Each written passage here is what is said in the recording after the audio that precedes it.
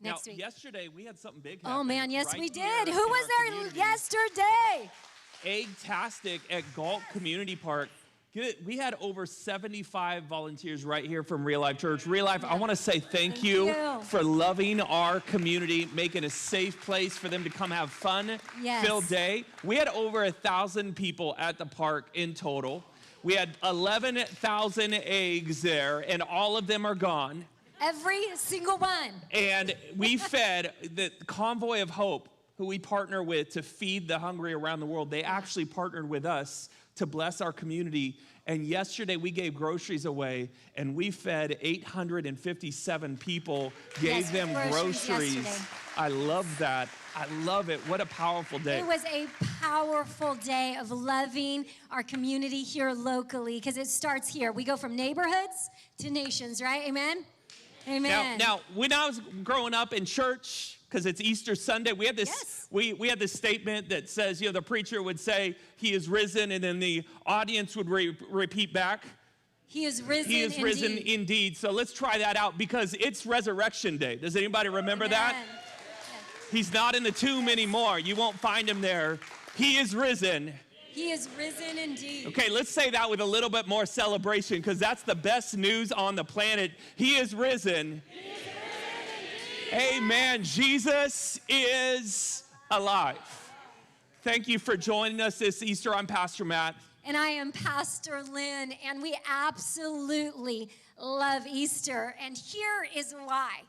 See, Easter is surrounded with so many symbols that represent our faith in Jesus Christ. Yeah. Who he was, what he's done, who we are in him. But today, we're going to take a few moments just to focus on symbols that represent freedom.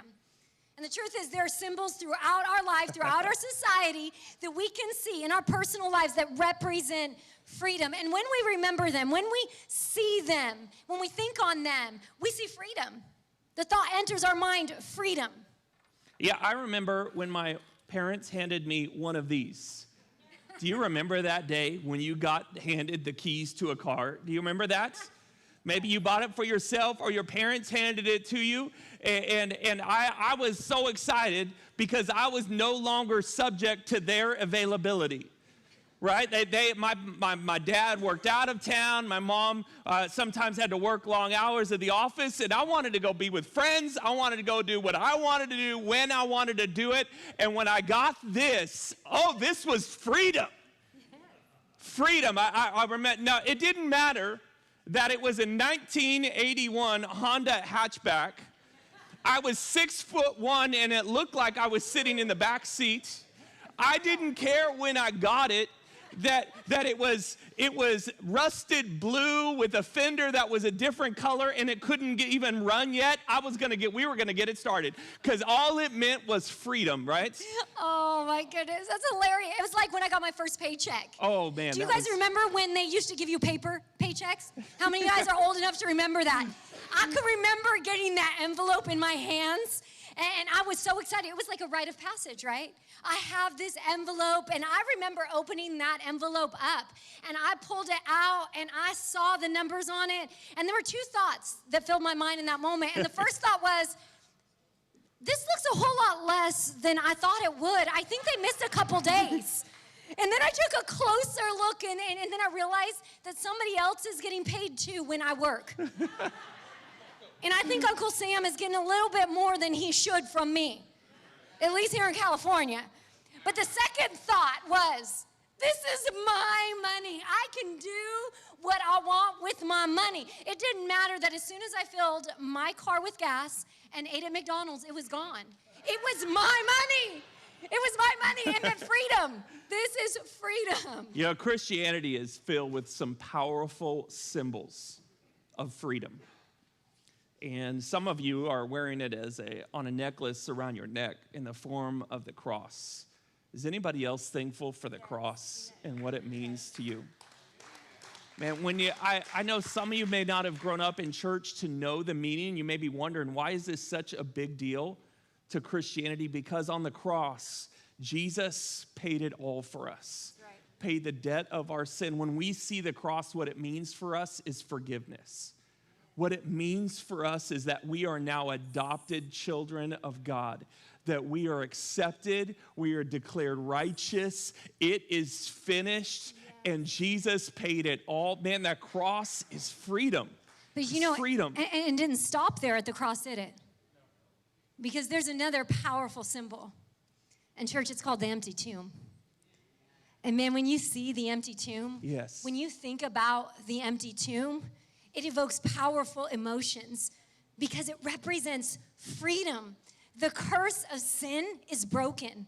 The curse of hell is broken. Yes. The curse of death, church, it is broken. This is freedom, real freedom. Now, because all that Christ did, we are set free. Yes.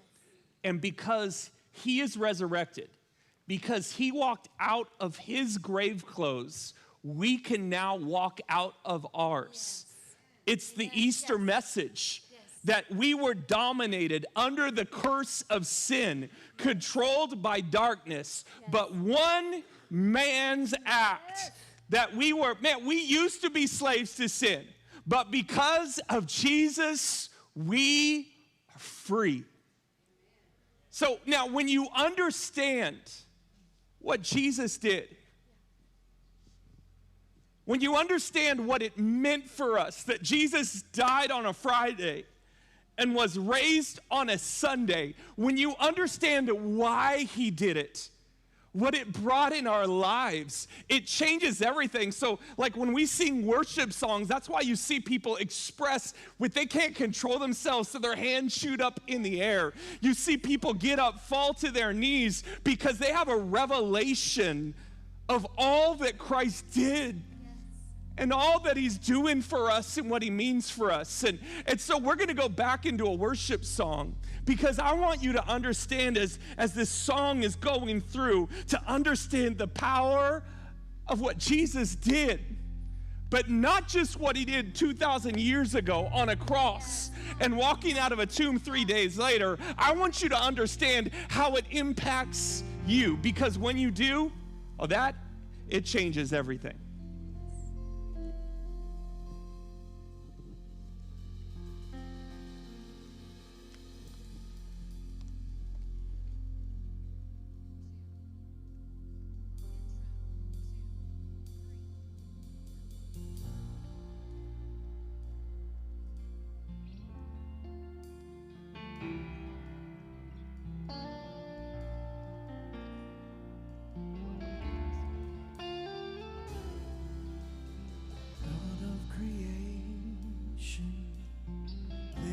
The start for the beginning of time.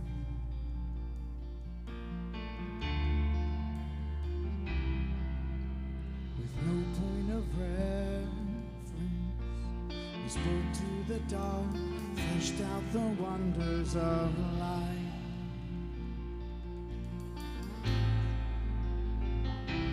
And as you speak,